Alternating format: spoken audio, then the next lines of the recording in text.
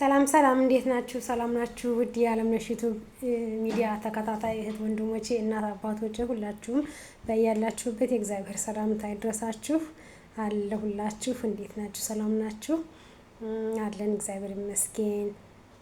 ስራ እንዴት ነው? ጤና፣ ሙቀት እንዴት አድርጓችኋል? የአረብ ሀገር ሙቀት በእውነት መድኃኒዓለምን በስመ አብ ወወልድ ወመንፈስ ቅዱስ ቃጠሎ ነው። ግን በመጀመሪያ ደግሞ እንኳን ለእናታችን ለወላዲተ አምላክ ለኪዳነ ምሕረት ወራዊ በዓል በሰላም አድረሳችሁ አደረሰን። የዛሬ ወር እንግዲህ ሐምሌ ኪዳነ ምሕረት ሐምሌ 16 ይገባል እያለ ቀኑ እንደደረሰ ነው። ለአዲስ ዓመት ደግሞ እግዚአብሔር በሰላም ከዘመን ወደ ዘመን ያሸጋግረን። እንዴት ናችሁ? ሁላችሁም ሰላም ናችሁ? እኔ ጋር አለሁ፣ እግዚአብሔር የተመሰገነው። እናንተስ እንዴት ናችሁ? ሰላም ናችሁ ወይ? ስራ ጤና እንዴት ነው? እንዴት አድርጎ ይዟችኋል? መቼም ያለ ምንም አዲስ አጀንዳ አልመጣም አይደለ? አዲስ አጀንዳ ይዤ ነው የምመጣውና ትናንትና መቅረጽ አልተመቸኝም። ትናንት ወዲያ መቅረጽ አልተመቸኝም። ሰትዬ አለች፣ ያው እንደ ማስቲካ ተጣብቃቢ ነው የምትኖረው። እንግዲህ እግዚአብሔር በሰላም አለያየቱ በሰላም ለሀገርሽ መሬት ያብቃሽ ብላችሁ እህቶቼ ጸሎት አድርጉልኝ። እኔም ደግሞ ያው መድኃኒዓለም ባለው ጊዜ ደግሞ ወደ ሀገሬ እንድገባ እመቤቴ ናት ሁሉን ነገር ማስተካከል የምትችለው። ድንግል ማርያም ሁሉን አስተካክላ ወደ ቤተሰቦቼ ወደ ልጄ በጣም ለናፈርኳት ለሳሳኋት በስደት ላገኘኋት ልጄ አይኗን ለማየት ያብቃኝ። እናንተ ደግሞ ጸሎታችሁ አይለየኝ። ላይክ፣ ሼር፣ ሰብስክራይብ አድርጉልኝ፣ አበረታቱ። ሀሳብ አስተያየታችሁን ደግሞ ኮሜንት ላይ አስቀምጡልኝ። እኔ እናንተን ሀሳብ አስተያየት እረዳለሁ፣ እቀበላለሁ። እናንተ የምትሉኝን ነገር በምንም ታምር የማልቀበልበት ምንም አይነት መንገድ የለም፣ እቀበላለሁ። አለምነሽ ይህን አስተካኪ ካላችሁኝ ያስተካክላለሁ። አይ ኖ ስልኬ እንደዚህ በጋድሙ ስቀርጸው አይመችም። እስኪ እንግዲህ ዛሬ ደግሞ ከተስተካከለልኝ አንድ ስልክ ስለሆነ ያለኝ እና ደግሞ ያው ርዕስም አላስገባበት ርዕስ እንዴት እንደሚገባው ለመናገር አልችልበትም። እንግዲህ ኢትዮጵያ ሳይድ በትክክል ባለቤቴ እያስተካከለ ቀርጽልኛል። እስከዛ ድረስ ግን ላይክ ሼር አድርጉልኝ፣ ሰብስክራይብ አድርጉኝ፣ ቪዲዮን እስከ መጨረሻው እዩልኝ እና አሁን ደስ በሚልም አይደለም የመጣሁት። ከነገራችን ላይ አንድ ወንድማችን እና አንዲት እህታችን በጣም የምንወዳት በሶሻል ሚዲያ አድናቂዎቿ እመቤት ካሳ የምትባል ታውቋታላችሁ ብዬ አስባለሁ። ሁላችሁም ታውቁ። እመቤት ካሳን አላውቅም የሚል መቼም አይኖርምና እመቤት ካሳ ጀግና፣ ታታሪ፣ ጎበዝ፣ ሁሉን ነገር በትዕግስት ያለፈች፣ ሁሉን ነገር በጀግንነት ያለፈች መልካም እህታችን ናት እውነት ለመናገር እና አሁን አንድ ፍቅሩ የሚባል መጣና እወድሻለሁ አፈቅርሻለሁ ሲላት እሷ መጀመሪያ በፕራንክ ነው መሰለኝ መስላት አይኔ ፕራንክ መስላት ስቃ ነገሮችን አለፈቻቸው። መጨረሻ ላይ ደግሞ አበባ ጎዝጉዞ ምናምን በማሲንቆ በዘፈን መጡ። ሲመጡ ወንድምየው እንግዲህ ወንድም መከታ ነው፣ ወንድም ጋሻ ነው የምንለው በእኛ እንደ ወግ እንደ ባህሉ። እሷ ራሷን የምታውቅ ራሷን በራሷ የምታስተዳድር የሚከፋውን የሚበጀውን ለየታ የምታውቅ ናት።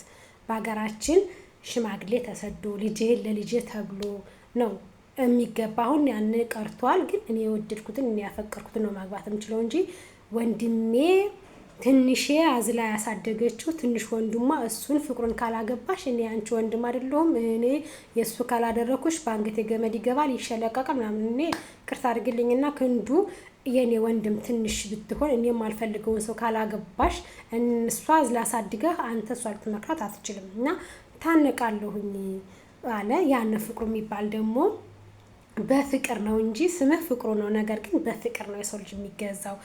ቀስ በቀስ በአንዴ እኔ ላርግሽ እኮ አይባልም። ካላፈቀረችህ ብትገባበትም ከእሳት ላይ ገብተህ መንጫጫት ነው እንደ ተልባ አባቴ። እሷን ጠይቀህ አስማምተህ አረጋግተህ ብዙ ነገሮች አሉ። የሰው ልጅ በፍቅር እንጂ የሰው ልጅ የምትገዛው በግዴታ ፍቅር በግድ የለም። ፍቅር በውድ እንጂ አባቴ ወንድሟን ይዘህ ማለት ነው። እኔ በጣም የተሰማኝና የተናደድኩበት ነገር በአንተ አይደለም።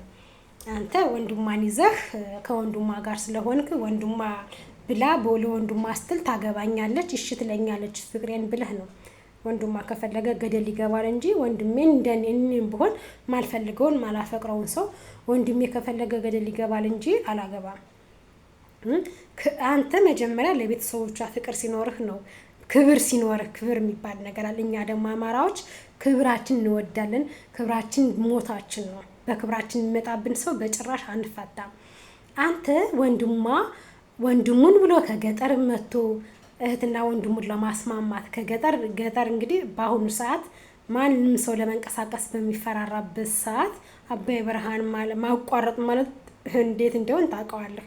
ሰው በየቦታው እየታገተ ሰው በየቦታው እየታፈነ እየተገደለ ባለበት ሰዓት እህቴና ወንድሜ ላስማማለሁ ብሎ ሲመጣ ቢያንስ በክብር በፍቅር ወንድሜ ብለኸው አክብረኸው በስነ ስርዓት ታናግረዋለህ እንጂ ወዳታለሁ አፈቅራታለሁ ወድሃ አታውቅም እንዴ? የገጠር ሰው ወድዳ አላፈቅር አይደለም ንገረህ።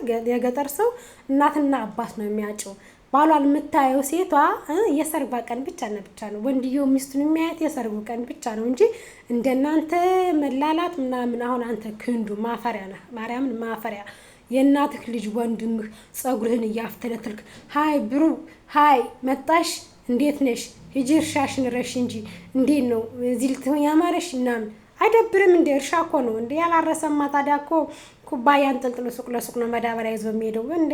አልሰማህም እንዴ? ያረሰ መልካም ነው ወርፌ ነቀነቀ ወፍጮ እንዳጎራ መስከረም ዘለቀ እኮ ነው የሚባል።